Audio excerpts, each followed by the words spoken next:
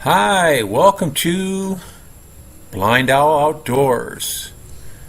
We hope you enjoy our channel, and if possible, could you please join our Patreon page? We really need your help. It's been a long, hard road. Thank you. Hi, welcome to our channel. My name is Dan. I'm here in the Philippines on the Island of Bohol, sitting in my car, doing some knife videos for you today. Got my car running right now and air conditioner's on. It's getting pretty stuffy in here. I turned it on and off. Got it on now. I can't believe it's already 2:13 in the afternoon. I feel like I just got up. This video here are some specialty knives, and they're only good for one thing, basically. The ones work good for two things, but the other ones are pretty much basically for one use, and you'll see what the use is in a second. The first one is a karambit style knife. It's got the little hole in it for your finger. It's kind of a nice one. It's got a real nice click-in sheath with a nice round point on it, so you could use this for practicing, things like that. I put an extra piece of tape around here so the sheath didn't pop off by accident. But this one here, this is a funny one here with a shark's mouth on the blade, needle point on it. I've got another one that has like an oil finish on it, oil slick finish on. I've got another one that's red. This one was a gift from somebody. I can't remember who sent it. The other ones I bought myself. There's only one use for this knife right here. I mean, you can. It's set up to be a neck knife. You can use it for that if you wanted to. Open boxes with it, stuff like that. But this design knife right here, this is a fighting knife. You've got the little hole down here for your finger, so someone not going to take it out of your hand. And if you're a knife fighter, which I'm not, if you're a knife fighter type guy, you know all the fancy moves for this knife right here. And this is a throat slasher. That's what this knife is for. You can't really stab with it because it's got a curved blade on it. I mean, you can stab with it, and it'd go in because it's got a needle point on it. But it's a slasher. This is a slashing knife. Pretty cool too. I really like it. I think they call them karambits because it's got the hole and the curve on it. Pretty neat style. Now here's kind of a karambit folding knife. Has the hole in it, comes apart, and locks in. Put your finger in it, and it just sucks into your hand. It'd make it an excellent. If you're in a fight or something like that, you could use the ring for hammer fists, whatever you want. But again, it's got this little curved blade, and on mine right here, it's razor sharp. And this is a slasher too. This is for slashing arms, legs, necks, whatever, the side of someone's head, man. It's good. It's a slasher. That's what it's for. And it's a self-defense knife or offense knife. But I guess you're gonna go around killing people, you call it offense. But any other time, it's defense. And it's a fantastic little knife. I thought it was pretty cool because it folds and locks together. I really liked it. I think I paid like, I want to say $8 for it on Lazada, long time ago, or it could even been eBay, but I think it was Lazada. Just caught my eye. I don't know why. Okay, another knife. This is a knife here now. No one would think about this knife here for being a defense knife or offense knife or whatever. It would be a linoleum knife. This is an Irwin linoleum knife that I bought 2000, 1998, something like that. And It's not good for much. It's good for opening boxes. With the tip drawn back on linoleum, man, it works slick as can be. Pretty easy to keep sharp. It's a nice thin blade, carbon steel. It rusts like crazy. I've got another one. I think Lowe's brand was Strike Force. I think, and it's got a rubber plastic handle with a curved blade, and the straight part is all serrated. I got that mounted downstairs on my wall board, tool board,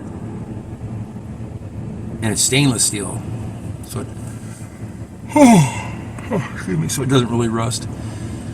But this would be a wicked knife if you make yourself a little sheath for it or something like that. It's light, it's cheap, under $10 probably. Use it, throw it in the water somewhere. You're not out on anything, you know. But the curved blade again makes it a wicked slasher. You know, it's a knife to open arteries, man. This is wicked, absolutely wicked.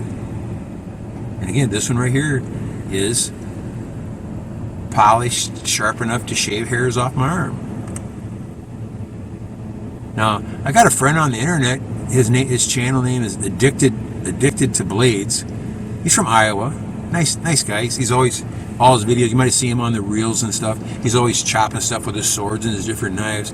But he has his knives so sharp, his folding knives and stuff, that he can put the roll of the toilet paper on the table and just put the knife next to it and just slice right through the toilet paper roll. That's a sharp knife, man. I've tried 100 times here. I can never get my knives to do that. And my knives are shaving sharp and a little beyond. And it might be, someone told me it might be because of the humidity here. It makes the cardboard a little different, but I've never been able to do that. But he's a nice guy. There's another really nice guy out there named Joe. He's all in his swords. I'll put a link to those guys on there. Okay. And the last specialty knife that I brought out, I got a whole bunch of different ones in the house too, is I had a knife just like this called an Arkansas toothpick. And this is a knife my brother sent me back in probably about 2015 or something like that. It's nice quality sheath, has the boot clip on it. But it's a stiletto knife. It says on the other side, it says HRT Smith & Wesson. Now, is this made by Smith & Wesson? Absolutely not, guys. Absolutely not. This is made by, I think Smith & Wesson sold their trademark to Cutco. If you remember Cutco knives, the ones that people come to your house to sell. But this is made some China plant somewhere.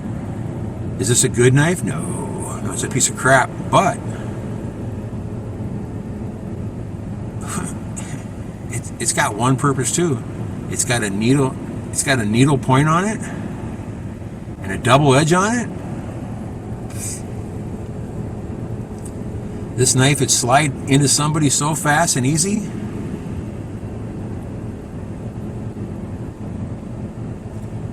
Get someone in a headlock, come around the side, right up through their throat or something like that. It would go in like a hot knife in butter because of that tip on it.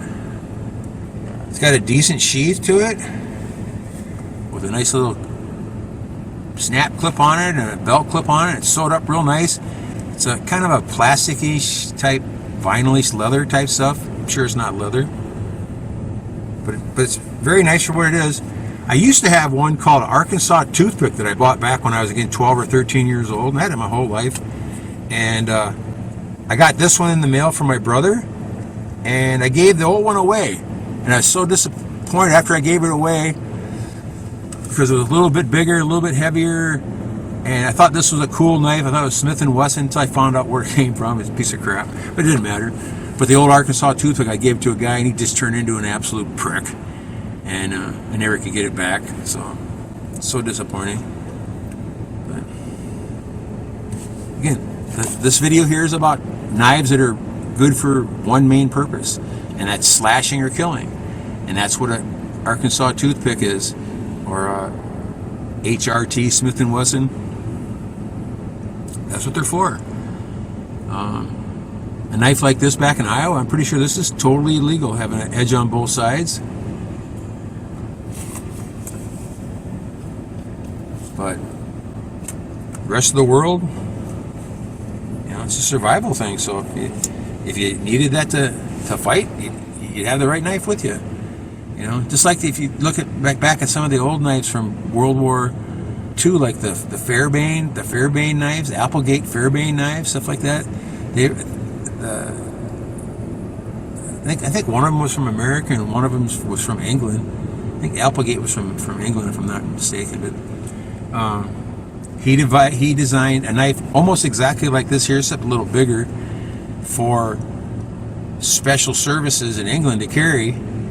So again, so they could sneak up behind somebody, slice the throat, stick it through the back, pierce the heart, whatever they needed to do with it. And there's another thing nice about it was, again, it had the tapered double-edged blade on it, so it went in, and what's very important, it came out easy. That's why you see a lot of the knives that have the groove on the side of it, the blood groove. I always wondered what that was all about. Someone told me that was so that when you shove your knife in somewhere, there wouldn't be any suction on the knife pulling it out. It's like blood groove, let the knife come out very easy. I also talked to a guy, a soldier, a while back, and I mentioned to him that I told him I got an old bayonet from before World War I, a German bayonet, and I've had a couple other bayonets. And I said, but every time I get a bayonet, they're dull, and they got a point on them, but they're always dull. I always wondered why aren't they razor sharp like you'd think they'd be. And he said, no. He said, when we're in the service, we're always told to keep our bayonet point, needle point, but the bayonet itself is never to be sharpened, because when you jab it through somebody with your gun, you're not going to use it as a fighting knife. It's going to be on your gun. You have a regular belt knife if you have to do any fighting or everything like that. But the knife on the gun, and you guys probably, service guys, you probably all know about this, but other people don't, is it's supposed to be dull so that when you jam it in a body, let's say you jam it in their chest and it gets between two ribs with the edge on both sides of it, and get in there, and you might not be able to get it right back out. You need to be able to jab it in, pull it out, jab it in, pull it out fast with no effort whatsoever. And I was like, it makes sense. I had no idea about it, but it's got to be sharp enough to be able to pierce uniforms, things like that. That's another thing. Like let's say you got your Calvar bulletproof vest on, you know, and you get shot. Sure, it's going to stop. You're going to get hit hard, but it's going to stop the 223 rounds, and especially the 9mm rounds, from going through you and killing you. But a bayonet goes right through Calvar, right through it.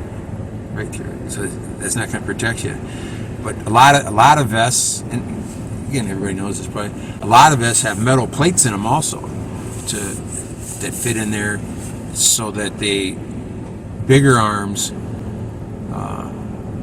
30, not 30-06, but 30 caliber rounds and stuff, like fragments from grenades and stuff, hit your vest. They hit the piece of steel there too that stops the projectile from getting into you, and also would stop a bayonet, help stop a bayonet. That's all I got, guys. I'm out of time. They're holding me to 15 minutes now, so I'm at 14 minutes with the intro and the outro thing on there. It'll be just about 15 minutes. So take care. Hope you like my little video on specialty knives. Again, these are just killing blades. I got a whole bunch of other ones like it that are much fancier, but they do the same thing. Take care. Thanks for watching. Take care.